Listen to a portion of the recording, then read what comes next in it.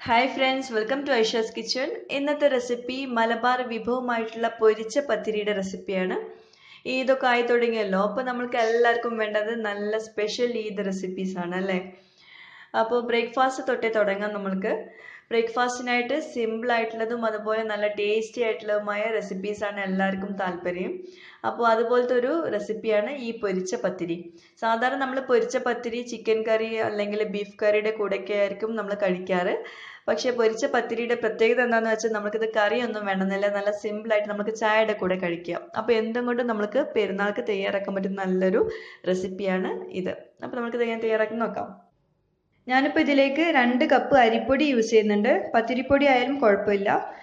പിന്നെ നമുക്കിതിലേക്ക് 2 കപ്പ് വെള്ളം വേണം. അതായത് 1 കപ്പ് പൊടിയിലേക്ക് 1 കപ്പ് വെള്ളം, അതാണ് അതിൻ്റെ മെഷർമെൻറ്റ്. പിന്നെ നമുക്ക് ക്രഷ് ചെയ്യാൻ വേണ്ടിയിട്ട് സവോള ഒരെണ്ണം മീഡിയം സൈസുള്ള സവോള എടുക്കുക. ഇതുപോലെ വലിയ പീസാക്കിയിട്ട് കട്ട് ചെയ്യുക.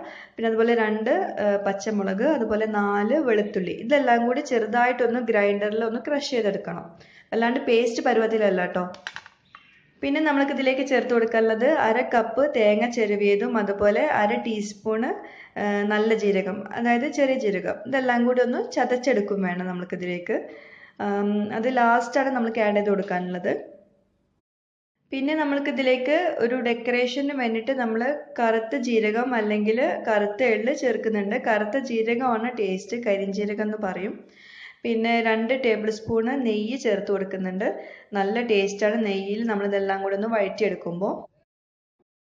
അപ്പോൾ നമ്മൾക്ക് ആദ്യം സവോള, അതുപോലെ പച്ചമുളക്, വെളുത്തുള്ളി, ഇതെല്ലാം കൂടി ഗ്രൈൻഡറിൽ ചേർത്ത് കൊടുത്തിട്ട് നമുക്കിതൊന്ന് ക്രഷ് ചെയ്തെടുക്കാം. വല്ലാണ്ട് പേസ്റ്റ് പരുവാക്കണ്ട കേട്ടോ, ഒന്ന് ക്രഷ് ചെയ്താൽ മതി. അപ്പോൾ ഈ ഒരു പരുവത്തിലാണ് നമുക്ക് കിട്ടേണ്ടത്, വല്ലാണ്ട് പേസ്റ്റ് ആയിട്ടില്ല. ഇനി നമ്മൾക്ക് പാന് ചൂടാക്കിയിട്ട് അതിലേക്ക് നമ്മൾക്ക് നെയ്യ് ആഡ് ചെയ്ത് കൊടുക്കാം. നെയ്യ് ഒന്ന് മെൽറ്റായി വന്നിട്ടുണ്ടെങ്കിൽ നമ്മൾ നേരത്തെ ക്രഷ് ചെയ്ത് വെച്ചിട്ടുള്ള ഉള്ളി, പച്ചമുളക്, വെളുത്തുള്ളി, ഇതെല്ലാം കൂടിയുള്ള മിക്സ്ചർ ആഡ് ചെയ്ത് കൊടുക്കാം. എന്നിട്ട് നന്നായിട്ട് ഇത് വഴറ്റിയെടുക്കണം. അതിൻ്റെ പച്ചമണം മാറുന്നത് വരെ ഒന്ന് വഴറ്റി കൊടുക്കുക. ഒരു 1-2 മിനിറ്റ് ഒന്ന് വഴറ്റിയെടുത്താൽ മതി. അതും ചെറിയ ഫ്ലെയിമിൽ വഴറ്റിയെടുക്കണം കേട്ടോ, അല്ലെങ്കിൽ ഇതിൻ്റെ കളറ് മാറും. അപ്പം പൊരിച്ച പത്തിരിയുടെ കളറും മാറിപ്പോവും. ഇപ്പോൾ ഇതിൻ്റെ പച്ചമണക്കം നന്നായിട്ട് മാറിയിട്ടുണ്ട്. ഇനി നമുക്ക് ഇതിലേക്ക് വെള്ളം ചേർത്ത് കൊടുക്കാം. 1 കപ്പ് പൊടിയിലേക്ക് 1 കപ്പ് വെള്ളം, അതാണ് മെഷർമെൻറ്റ് കേട്ടോ. എന്നിട്ട് ഇത് നന്നായിട്ട് മിക്സ് ചെയ്തിട്ട് നമുക്കിത് തിളയ്ക്കാൻ വേണ്ടി വെക്കാം. അപ്പോൾ നന്നായിട്ട് തിളച്ചിട്ടുണ്ട്. ഇനി നമുക്ക് ഇതിലേക്ക് ആവശ്യത്തിനുള്ള ഉപ്പ് ചേർത്ത് കൊടുത്തിട്ട് വീണ്ടും മിക്സ് ചെയ്ത് കൊടുക്കാം. ഇനി നമുക്ക് ഇതിലേക്ക് പൊടി ആഡ് ചെയ്ത് കൊടുക്കാം. പൊടി ആഡ് ചെയ്ത് കൊടുക്കുന്ന സമയത്ത് നിങ്ങൾ ഫ്ലെയിം ഒന്ന് വല്ലാണ്ട് കുറച്ച് വെക്കണം. ഒരു ലോ ഫ്ലെയിമിൽ വെച്ചിട്ട് വേണം നമ്മൾ പൊടി ആഡ് ചെയ്ത് കൊടുക്കാൻ. അതുപോലെ ആഡ് ചെയ്ത് കൊടുക്കുന്ന സമയത്ത് കുറേശ്ശെയായിട്ട് ആഡ് ചെയ്ത് കൊടുക്കാം, പത്തിരിയൊക്കെ ഉണ്ടാക്കുന്ന പോലെ തന്നെ.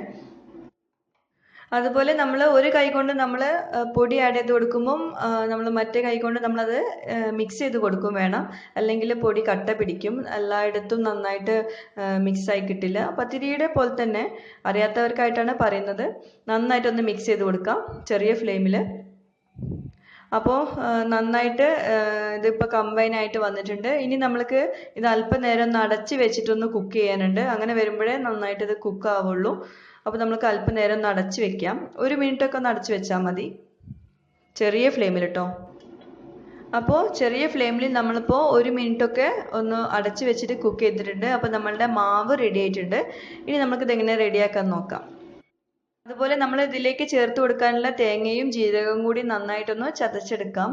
ഈ ഒരു പരുവത്തിൽ ചതച്ചെടുക്കാം. ഇനി നമുക്ക് ചൂടോട് കൂടിയിട്ട് മാവ് ഇതുപോലെ ഒന്ന് പരത്തി വെക്കാം. ഒരു ട്രേയിലോ അല്ലെങ്കിൽ നമ്മൾ കൗണ്ടർ ടോപ്പിലൊക്കെ ഒന്ന് പരത്തി വെച്ചാൽ മതി. അങ്ങനെ വരുമ്പോൾ ചെറുതായിട്ട് ചൂടൊന്ന് പോയി കിട്ടും. നമ്മൾ ഇപ്പോൾ ഈ ഒരു ചൂടോട് കൂടി നമുക്കിത് കുഴച്ചെടുക്കാൻ പറ്റില്ല.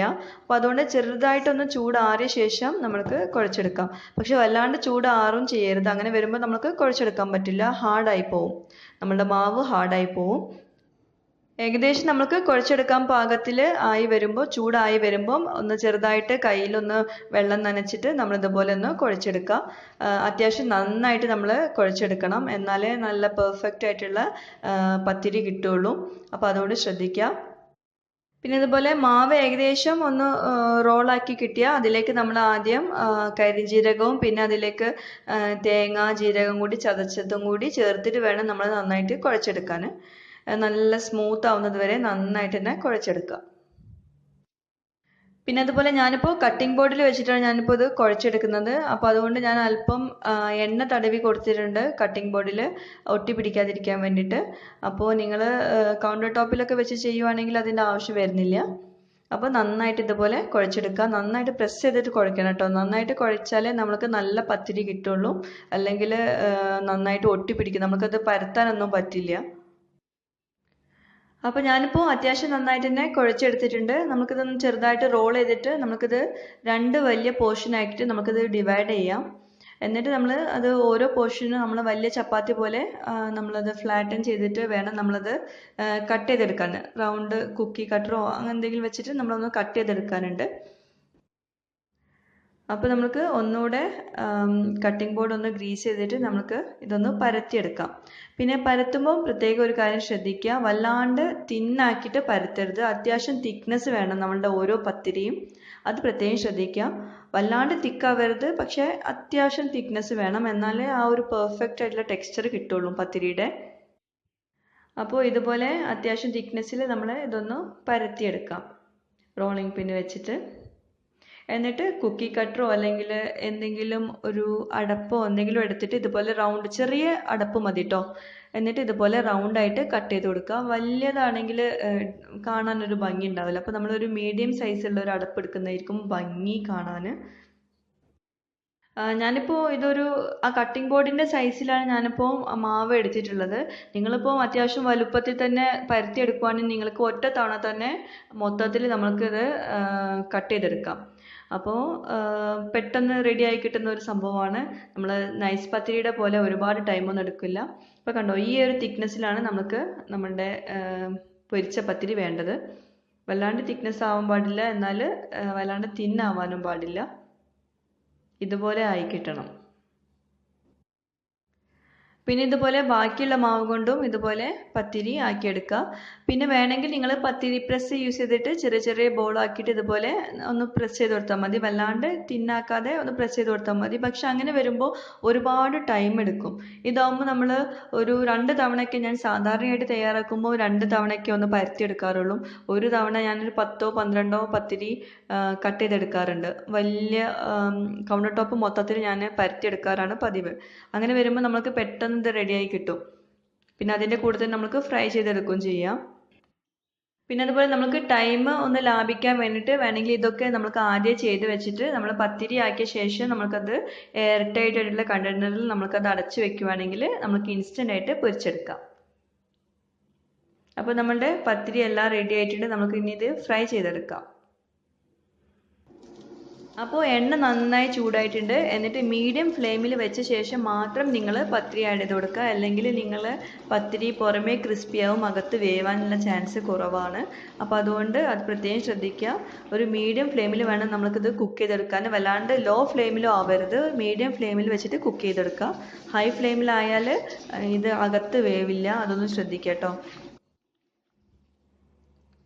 ഒരു സൈഡ് ഏകദേശം ഒന്നായി തുടങ്ങിയാൽ നമ്മളിതൊന്ന് മറിച്ചിട്ട് കൊടുക്കാം.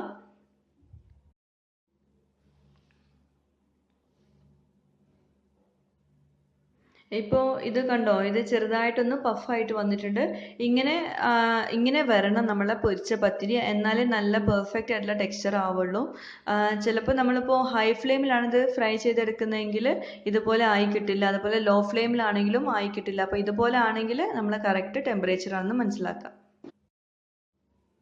അപ്പോൾ നമ്മളുടെ പൊരിച്ച പത്തിരി റെഡിയായി തുടങ്ങി. അപ്പോൾ നമുക്കിത് സെർവിങ് പ്ലേറ്റിലേക്ക് മാറ്റാം. പിന്നെ അതുപോലെ ഇതിൻ്റെ കളറ് വല്ലാണ്ട് മാറി തുടങ്ങേണ്ട ആവശ്യമൊന്നുമില്ല കേട്ടോ. ഒരു ചെറുതായിട്ടൊരു ഗോൾഡൻ ആയി തുടങ്ങുകയാണെങ്കിൽ അപ്പോഴേ നമ്മളത് പ്ലേറ്റിലേക്ക് മാറ്റണം. വല്ലാണ്ട് ഗോൾഡൻ ആക്കരുത്, അപ്പോൾ വല്ലാണ്ട് ക്രിസ്പി ആയി പോവും. ഇതാണിപ്പോൾ പാകത്തിനുള്ള നമ്മളുടെ ടെക്സ്ചർ. അപ്പോൾ ചൂടോട് കൂടിയിട്ട് നമ്മൾ ചായയുടെ കൂടെയൊക്കെ കഴിക്കാൻ പറ്റുന്ന നല്ലൊരു ബ്രേക്ക്ഫാസ്റ്റ് ആണ്. കറിയൊന്നും വേണമെന്നില്ല, നല്ല ഫ്ലേവർഫുൾ ആണ്. നമ്മളിപ്പോൾ ഇതിൽ ഉള്ളി, വെളുത്തുള്ളി, അതുപോലെ പച്ചമുളക് എല്ലാം ചേർത്തിട്ടുണ്ട്. അപ്പോൾ അതുകൊണ്ട് തന്നെ നല്ല ഫ്ലേവർഫുൾ ആയിട്ടുള്ളൊരു പത്തിരിയാണ്. എല്ലാവരും ഒന്ന് ട്രൈ ചെയ്ത് നോക്കുക, എല്ലാവർക്കും ഇഷ്ടപ്പെടും. അപ്പോൾ എല്ലാവരും ട്രൈ ചെയ്ത് നോക്കുക. എന്നിട്ട് നിങ്ങളുടെ ഫീഡ്ബാക്ക്സ് സജഷൻസ് ഒക്കെ നിങ്ങൾ എഴുതി അറിയിക്കുക. എല്ലാവരുടെയും സപ്പോർട്ട് ഇനിയും പ്രതീക്ഷിക്കുന്നു.